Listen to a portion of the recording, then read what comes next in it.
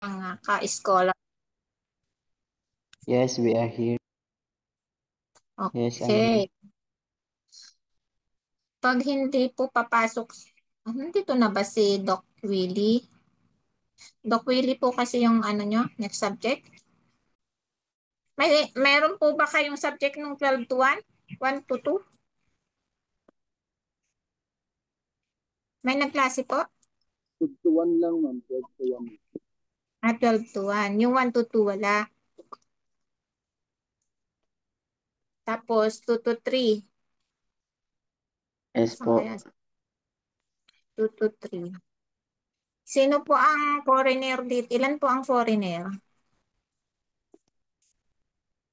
Sir Princeton? Then, And sorry.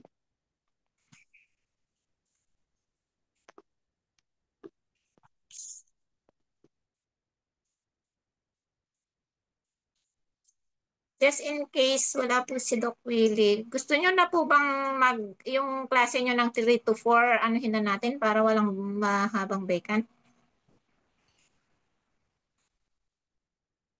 O matulog muna? Ano po?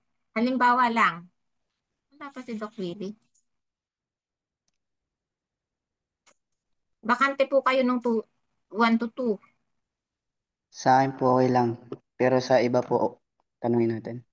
Gusto nyo po ba na ano, kung, kung hindi po makapasok si Doc Willie sa 2 to, ano, 2 to 3, mag-proceed na po tayo nung pang 3 to 4 ninyo? Pwede po, ma'am. Sige po, magsalita po kayo para maano po natin. Yes, ma'am. Pwede rin maghintay. Kasi sayang po yung oras. Okay lang po ba sa inyo? Yes, ma'am. Sige, hintayin po natin si Doc Willie hanggang 2:15 o anong oras. Pag hindi po siya makain, baka problema rin niya yung internet niya. Proceed na po tayo para maaga. Ano po? Hanggang 2:15. Sure?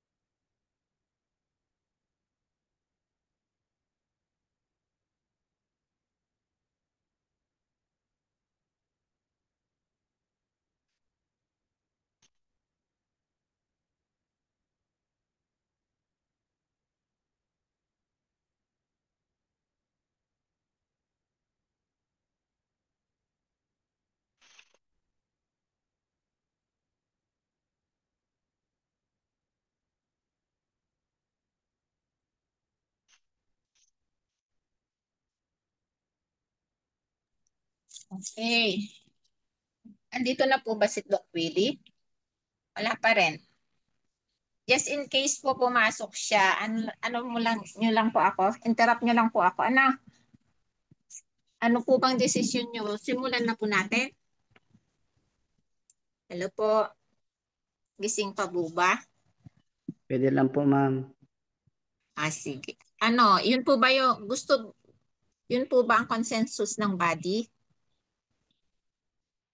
Hindi pa po sigurado, pero sa akin pwede po. Ewan ko lang po sa iba. Kasi sayang yung oras. Kung alam ko nga lang na wala kayong 1 to 2. Sayang din sana yun. Para matapos na. Okay. Sige. Baka wala siya. May message ko kasi siya, hindi pa rin niya nakikita. Hindi pa niya nababasa yung message ko. 24 minutes ago na. So, sayang yung oras. Kaysa naghihintay po tayo. Let's proceed. Okay. Pa-rename nga po yung mga sino po tong Ma'am MF. Pwede po bang palagay yung buong pangalan po for your attendance? Pa-rename po. Kind- Kindly rename Ma'am, ako yan. so that we can... Ay, ma'am, sino po yan? Doc Will? Moisel. Sige po. Si Doc Will yun? Hindi po. Doon po kayo, i-rename nyo po dito sa nakalagay dito sa inyong Zoom. Participant, pindutin nyo po yon tapos rename. Pipindutin nyo yung pangalan nyo, then rename.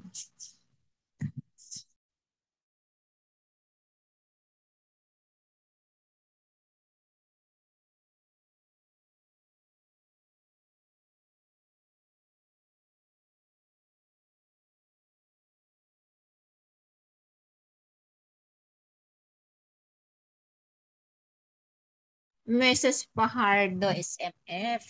Okay, ano lang tayo, 13. Wala pa si Doc. Okay, sige. Start na po tayo. Sino pong magbo-volunteer mag-pray? Sir Joshua. May Okay. Joshua, may Josue. Oswe. Josue. Okay, let's pray, ma'am. Okay. Okay, let's pray. Father God in heaven, this very moment, thank you this opportunity to study your word, to start our uh, discussion this afternoon. We invite you, Holy Spirit, to understand your word. And only us in Jesus' name we pray. Amen.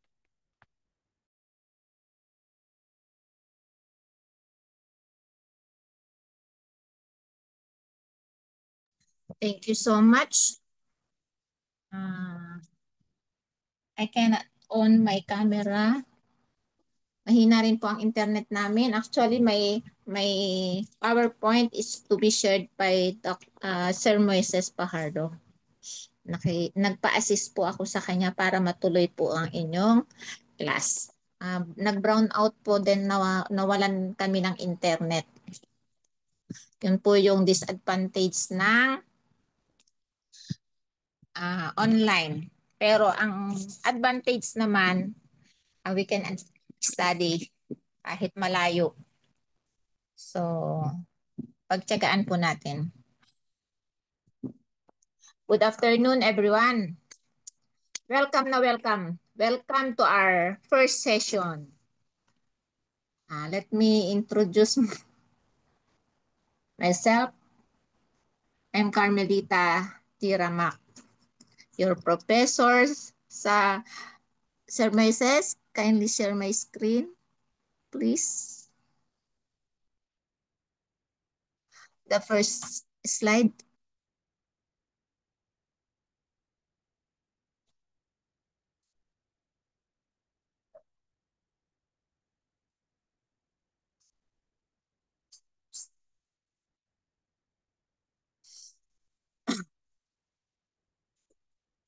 Sir Moises?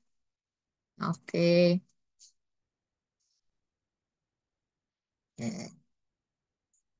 Pag paumanhin po at cellphone din lang po yung kanyang gamit. Sira po ang kanyang laptop. I am your professor to the subject SCM 320 Preamble-Based Transformational Values Education. Hindi na-delete. Hindi na-edit. So, excited po ba kayo dito sa ano na to? Excited po ba kayo dito sa subject na to? Preamble-based transformational values education. Sino po yung excited at hindi excited? Napilitan lang kasi ano, napilitan lang kasi subject. For me, Yes, ma'am. Excited po. because 1 year akong wala sa Zoom. Ayaw kong tumanggap ng tuturuan subject. So, excited na kinakabahan. I really excited to, pero excited pa rin. Kasi makikilala ko ang mga bagong estudyante. I am a government employee, public servant. Kayo yung boss namin. Kayo yung boss ko.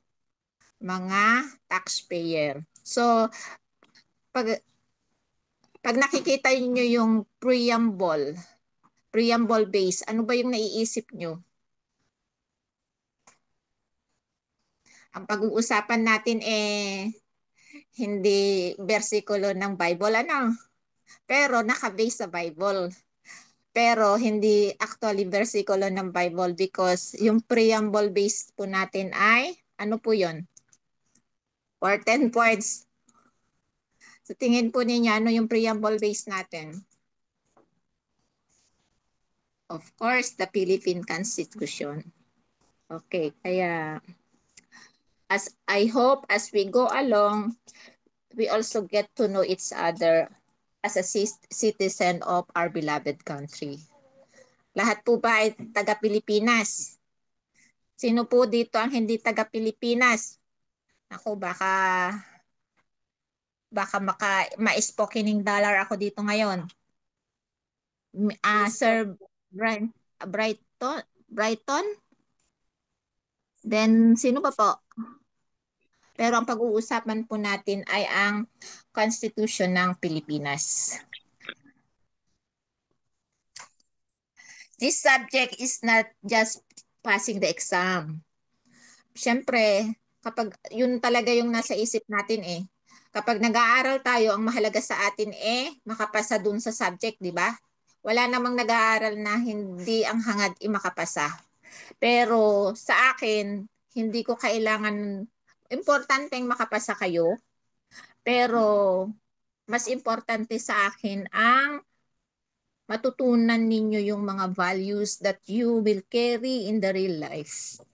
Life application.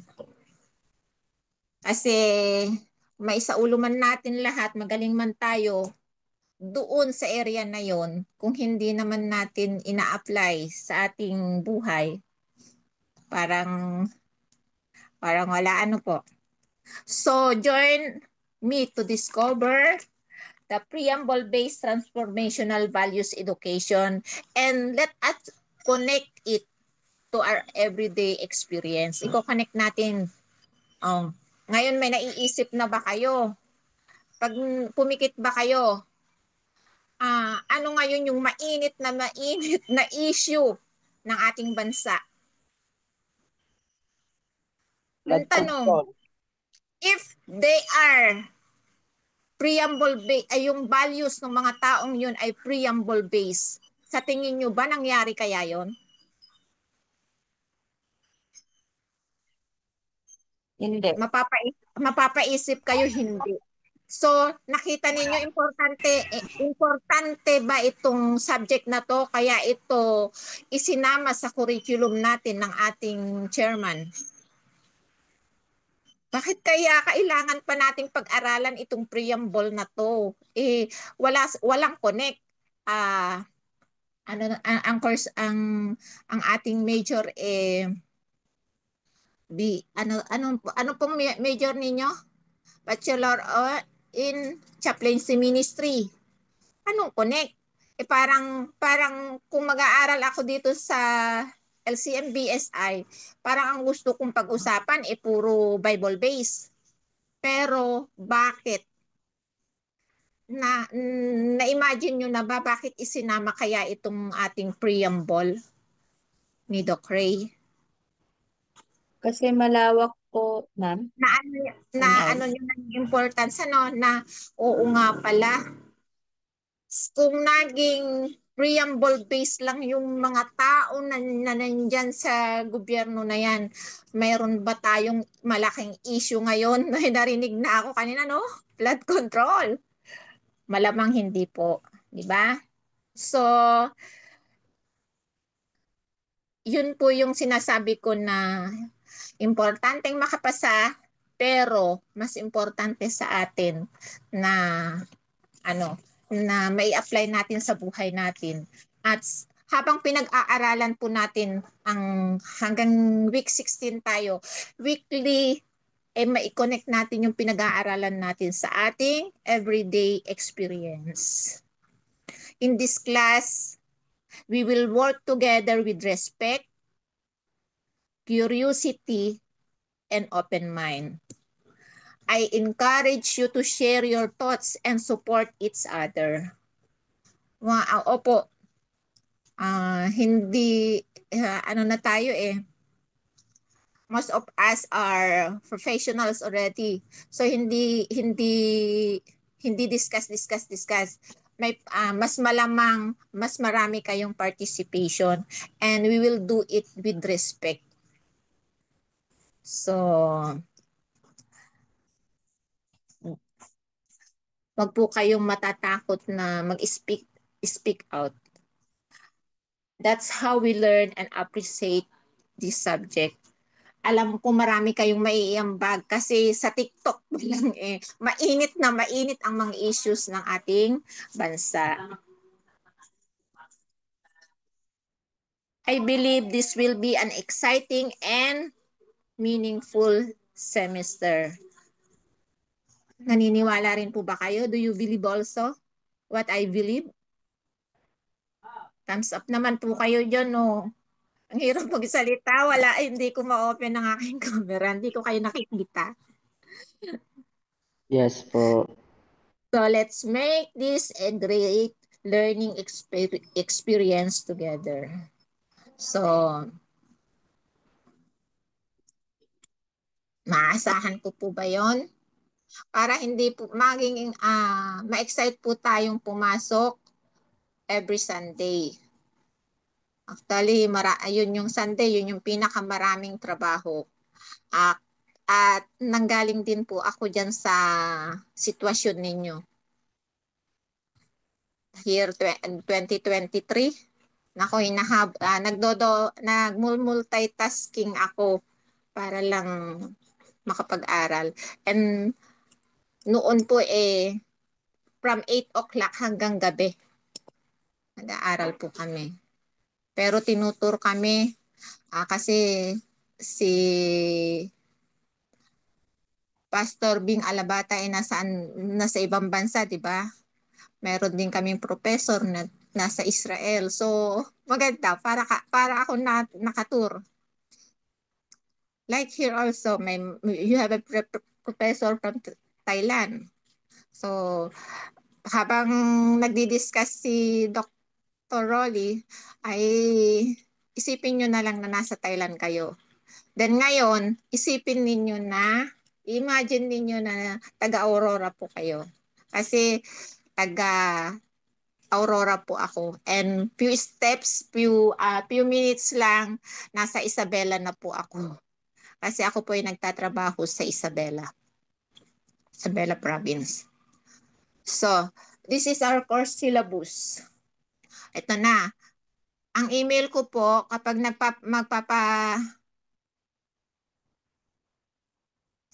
submit ako ng inyong mga assignment ay ito po. Pwede nyo na pong screenshot.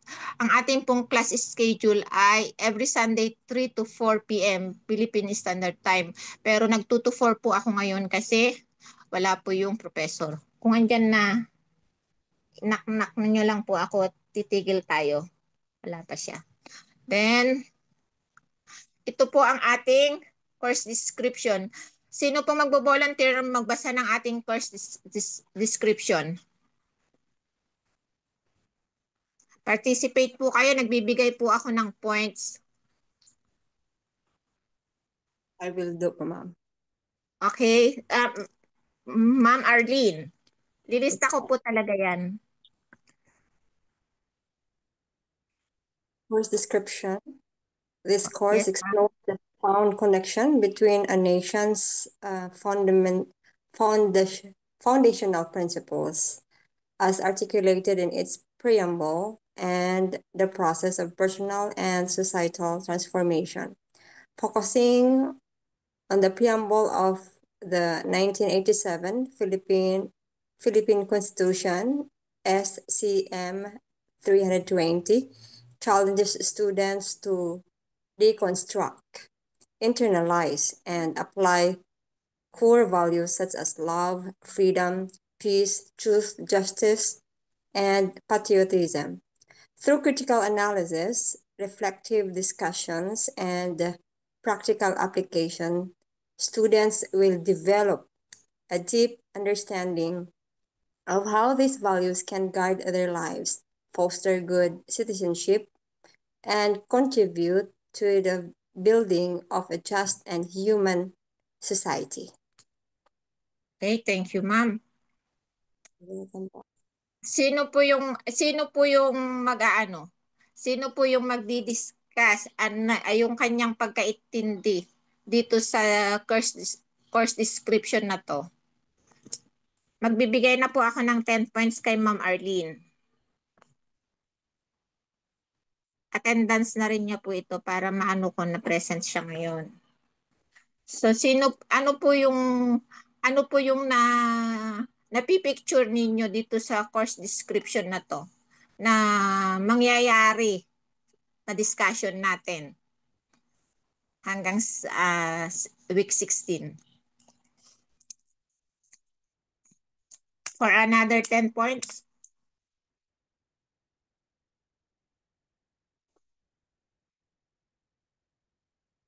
Sir RJ of Tanay Rizal.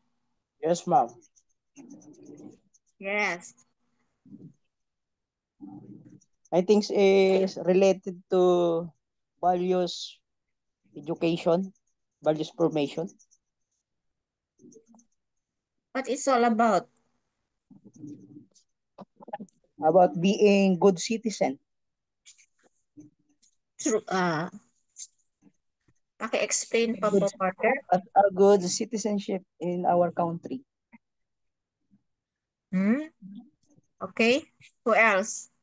An idea for this course description. 10 points.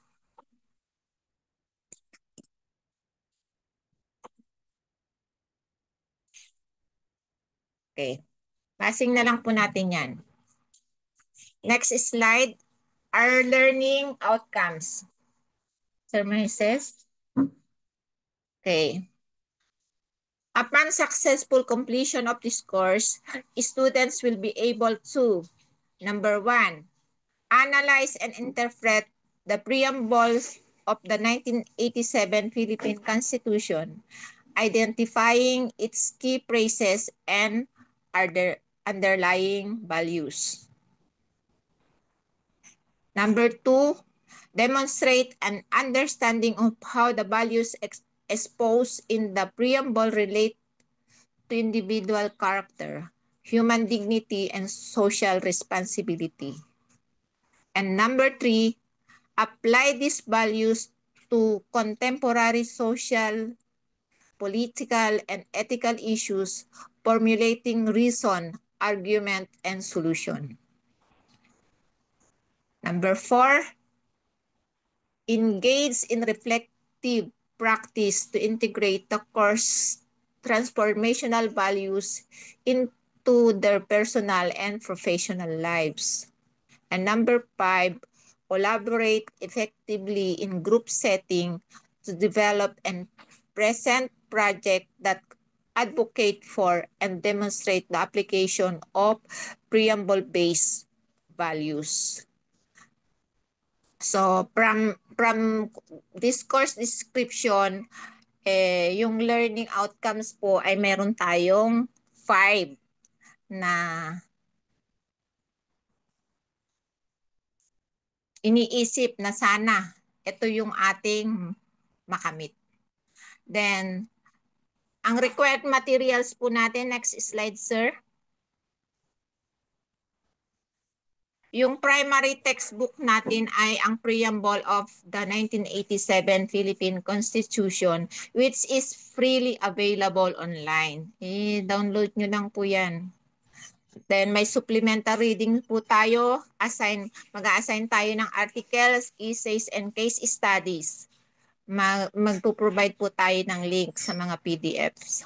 Then, yung sa technology, access to a computer with a stable internet connection for outline resources and class participation. Napakahalaga po na nag-i-speak out po tayo dito sa subject na ito.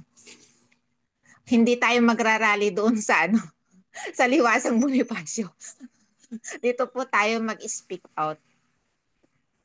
And next slide, sir. Number 4, yung course schedule po natin. Sa week 1, supposed to be ngayon, ang topic natin is Introduction to Values Education. Yung introduction to the preamble as a foundational text. At yung reading activities po natin ay course syllabus, Introduction to the Preamble as a foundational text. Sa week 2 na, sir. Week 2, ang topic po natin ay the Preamble, a Nation's Vision.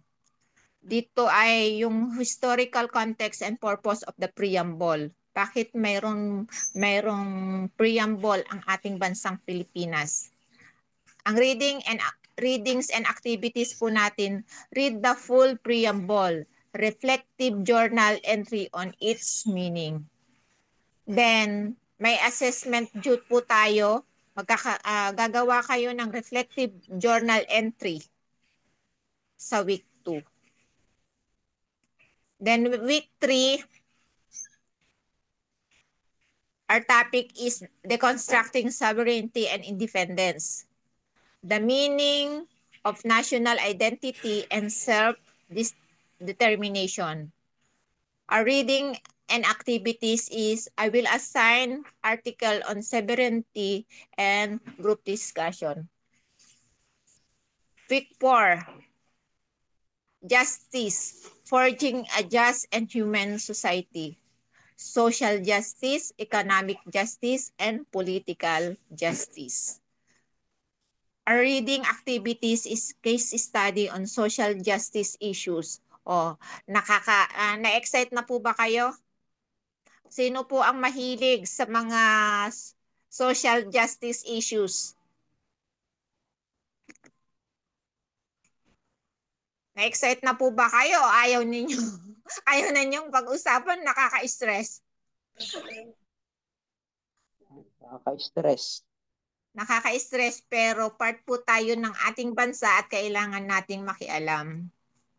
Kasi hindi lang natin dapat iisipin yung gagawin ng ating bansa para sa atin. Kailangan din natin gawin, isipin yung ano ang mai-contribute natin sa ating bansa. Week 5, democracy, a framework for citizens' participation.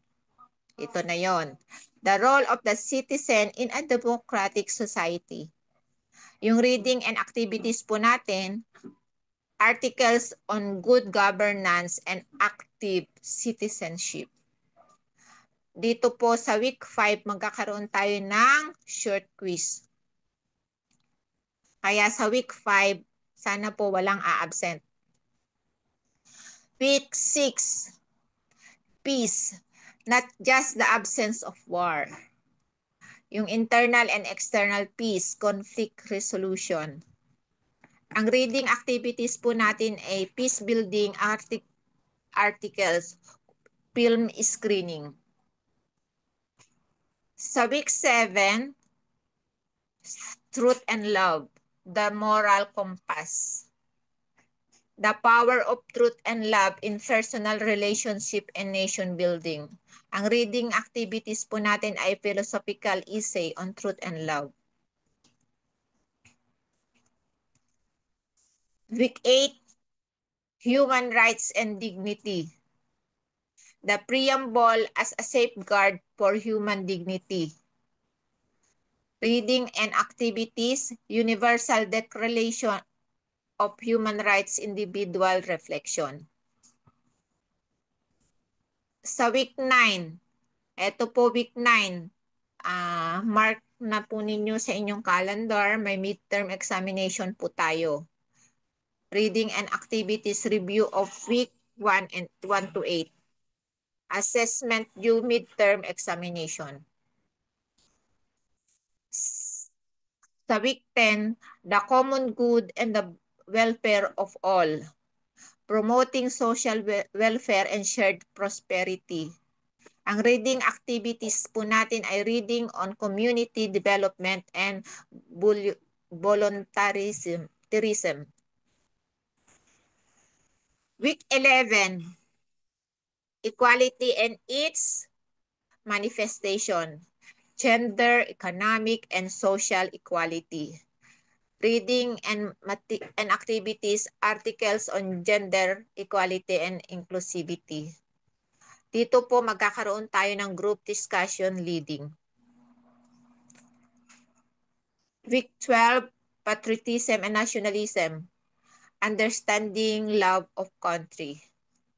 Reading and activities, historical text on Philippine heroes. Group project planning. So, hindi lang po tayo magi-individual. May interaction din po tayo by group. Kahit malayo, tagmamalayo po tayo para hindi lilipas yung semester na hindi tayo nagkakakonek sa ating mga classmates. Week 13, values in action, contemporary issues. Applying preamble values to current events. Halimbawa, environmental concerns, technology and ethics. Technology ethics. Reading and activities, analysis of current news articles. Week 14, the transformative citizen. The role of individual in shaping the nation's future. Reading and activities, student-led workshop and presentation. Assessment to capstone project work period. Yung week 14, capstone project presentation. Final presentation on a project applying preamble values. Reading and activities, peer review of capstone project. Assessment due capstone project submission. Week 15,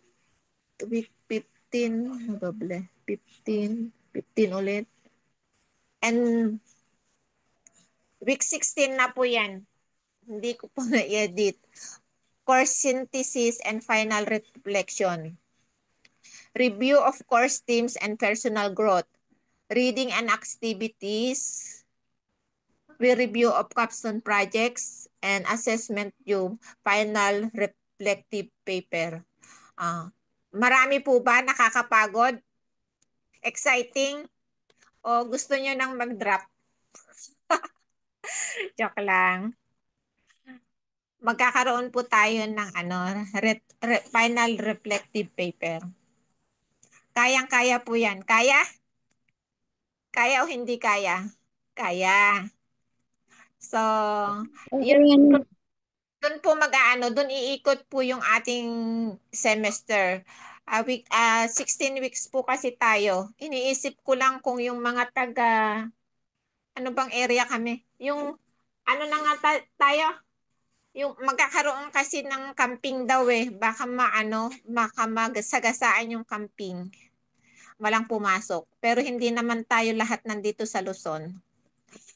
Then, grading breakdown po natin. Participation and quizzes. So, kanina si Ma'am Arlene, si Sir RJ, may mga 10 points na yung mga yan. Meron po tayong 20%. Reflective journal entries, 25%.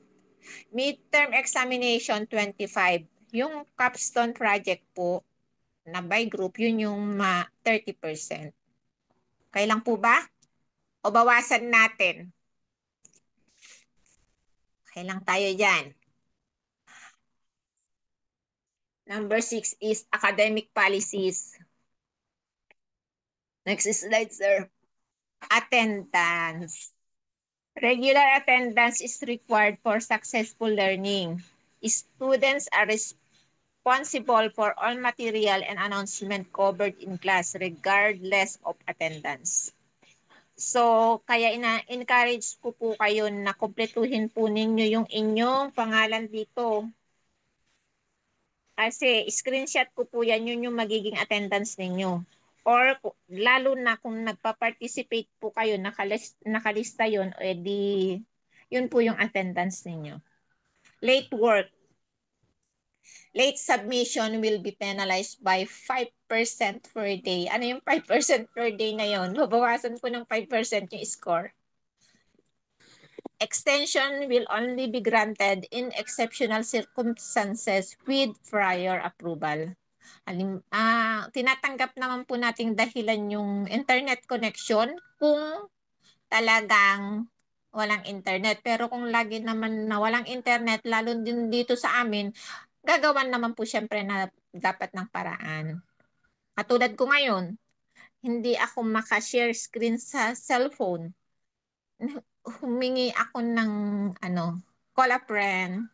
Yung pong nagsi-share screen ngayon ay nandun pa yan, ano pa yan, Ilocos. Andito ako sa Aurora. Ang technology ngayon, tinutulungan na tayong mapadali. So, hingi lang tayo ng assistance. Kasi minsan, nagiging alibay po natin yon. Pero hindi pwedeng maging alibay. Kasi kung gusto po natin na matuto, kasi sayang naman yung enroll natin dito, gagawan po natin ng paraan. Meron po akong isang ina-attend ngayon na Zoom sa gabi. Alam niyo po, ang dami namin naka-enroll doon, ang dami namin sa GC, pero ang uma-attend, 5, 4. Nung minsan na ako yung nag-report, makin mo ilang araw kong pinaghandaan yung report ko. Kinarir ko ang paggawa. Tapos nalungkot ako, 4 lang yung audience ko. Pang-4 pa yung asawa ko na nandito sa bahay. So, attend po tayo ng class kasi sayang naman. And then kapag hindi tayo naka-attend, tanong tayo ng tanong. So, samantalang yung mga professor, meron din po kasi silang ibang trabaho. So, sana po umattend kayo. Pero kung halimbawa naman, may meeting, may a-attendan, ina-allowed nga po namin na umabsent yung magpipiknik. Sa akin, okay yon. Why?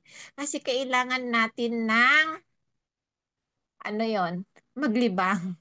Kailangan, kung stress tayo the whole week at naka-schedule tayong mag-picnic with the family, but hindi? Kasi kaysa naman ma-stress ka, pumunta ka. Pero, wag naman lahat na lang nag-picnic. Kasi hindi matutuloy yung klase. Magpapa-assignment na lang. Then, academic integrity. All work must be original. Although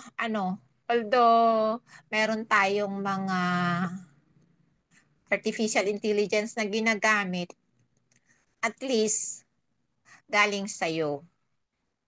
Huwag kayong magpapahuli. Isa-cite ko na rin dito, alam mo may experience yung anak ko. Alam niyo po, meron siyang sinira niya ng kanyang work. Yung final exam yun na ginawa sa PowerPoint.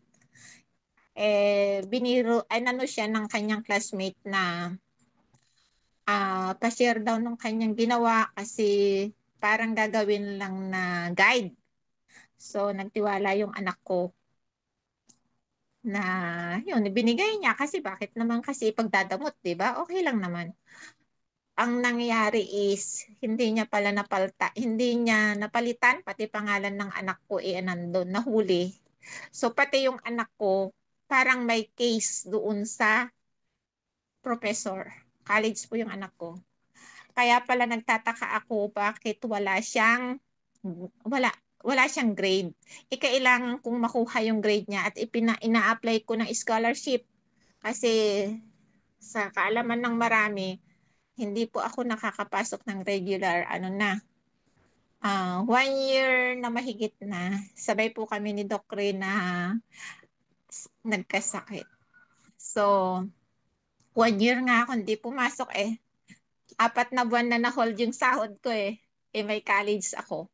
So sinasabi ko sa anak ko importante yung grade mo anak. May maintaining grade kasi siya. Tapos blanco yung hindi siya makakuha ng certification of grade niya kasi may blanco. Nung chinat ko yung professor, yung pala yung naging problema niya. Pero sinabi ng professor, hindi man sabihin na nating ibinigay niya o pinakopya niya kasi yung gawa niya violation sa school. So, di ba? Naging problema. So, yung academic integrity, original. Kahit naman nakikopya, okay lang naman yun Pero sana nag-effort din, may binago din. Sabi, kahit tapos nandun pa yung pangalan, huling-huli. O, di ba? Inaasahan po natin na may academic integrity po yung ating isasubmit. Sinite ko lang po yun na example para kasi real na nangyari sa anak ko. Ngayon yun yung problema Hindi niya maipadala sa akin yung kanyang certification of grades. Hindi ko apply dun sa scholarship na applyan kasi nagka-problema ng ganon. Nahuli. Pati pangalan. So, happy lang po yun. Then, yun lang po yun. Yun lang po dun lang po iikot yung ating buong semester. 16 weeks. Hanggang December po tayo. Maliwanag po? Any comment? Meron po kayong gustong suggestion? Halimbawa, mahirapan kami dyan sa capstone. Mahirapan kami dito sa group, yung mga ganon. Sa tingin naman, doable po? We can do it. Madali lang naman. Ano po? Screenshot nyo na po yung aking email at dyan ko po ipapapasa yung inyong mga Ito po. Naibak mo ba, sir, sa email? Slide 2.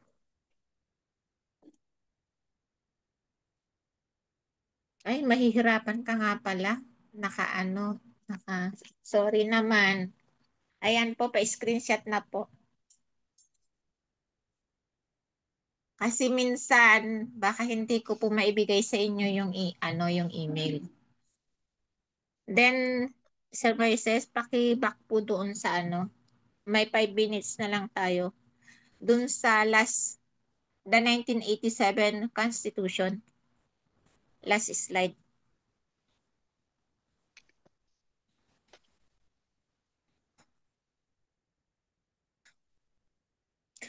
Here.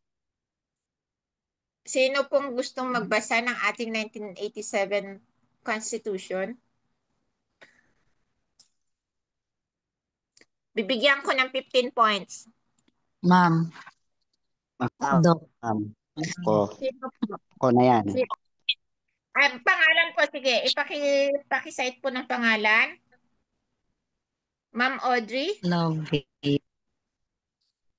sino po? Hello. Good afternoon po, Na, ma'am. may naka-raise hand po, Ma'am Audrey.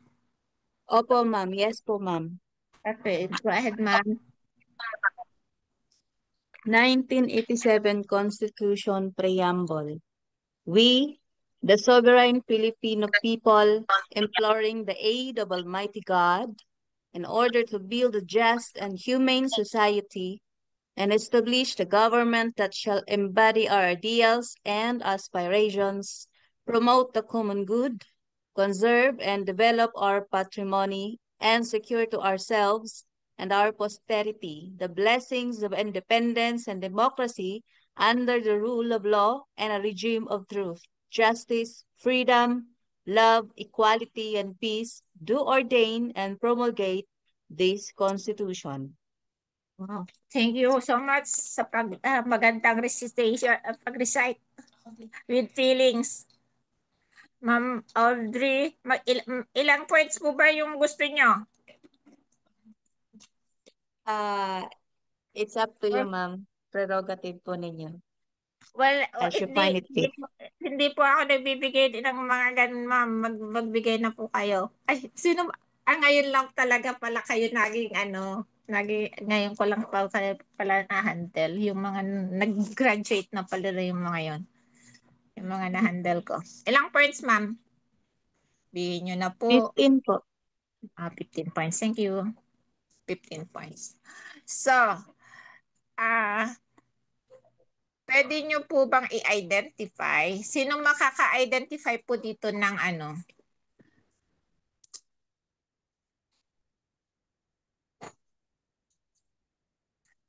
saan nagkulang ang mga Pilipino dito sa preamble?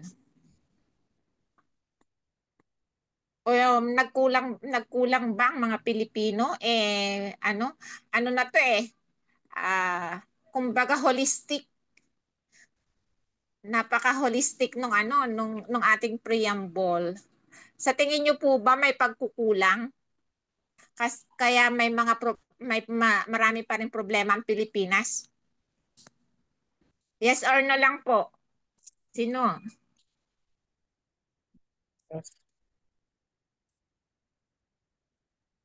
Yes po, ma'am. Sino po yung nag-yes? Yes po. Sino po yung mga nag-yes? Yes po, madam, yes. Sabihin niyo po yung pangalan para maano ko po, ma-lista ko po. Kasi nagre-record talaga ako ng participation. Arlene po, Josue, ma'am, Josue. Josue. Sino pa po yung nag-yes? Jacqueline po, ma'am. Aubrey. Jacqueline, Aubrey. Sino pa po? Arlene po, ma'am. Arlene.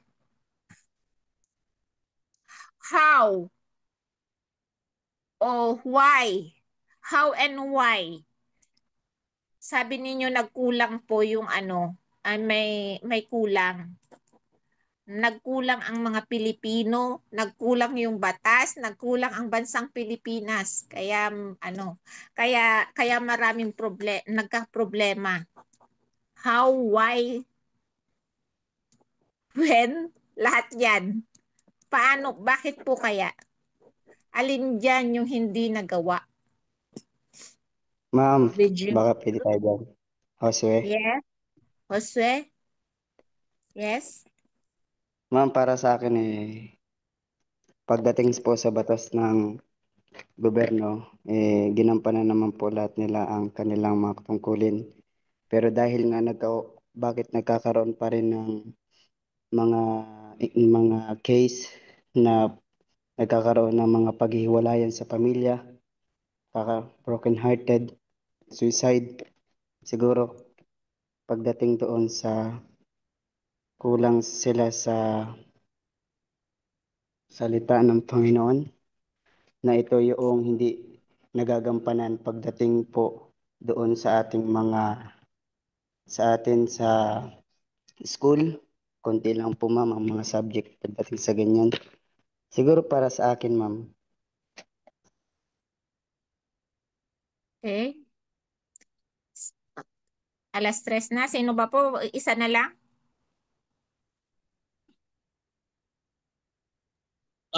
Try, ma'am. Yes, sir? Ma'am, siguro sa akin is yung kulang sa atin is yung justice system. Yung pagpapatupad nito kasi kung sinong nakaupo yung presidente o mga senador o congressman, parang discretionary matter na lang nila yung justice, hindi na talaga yung nakalista, nakasulat sa ating konstitusyon. Okay, thank you. Ay And po, since ako po ma'am. Pilipino. last na lang po yun. And since alas 3 na po, I want you to memorize this constitution. Memorize it. Video yourself. Then send it to me. With closed eyes, Memorize it in words, in thoughts, and by heart. And send it to me. Preamble ma'am. Yes. Send it to the email.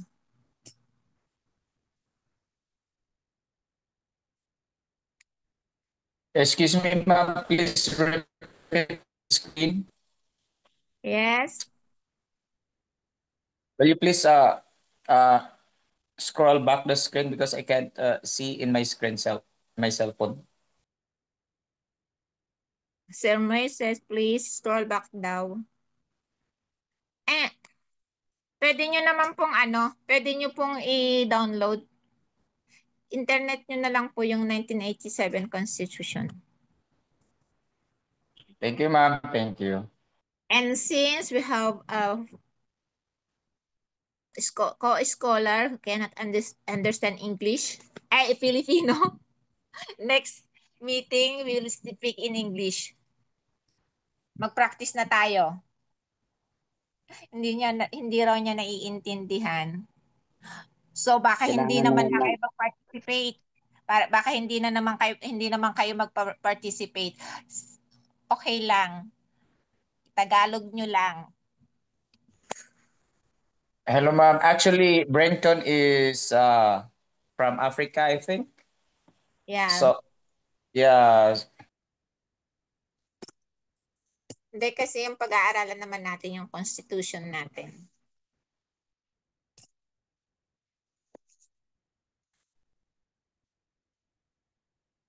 Okay? That's all for today. Can we, Sir Michael? Where's the Can you test? do that for the closing prayer? Okay, let's pray.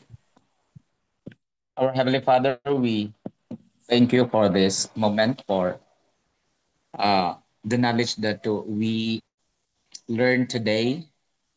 May it be that it will nourish our mentality and addresses to our heart so that we could apply to our ministry. May you bless also our teachers as well as our classmates today. Thank you, God, for your love and care and accepting our humble request this afternoon. In Jesus' name we pray. Amen. Amen. Thank you so much for your participation. Thank you so much to all. God bless us. Thank you, ma'am.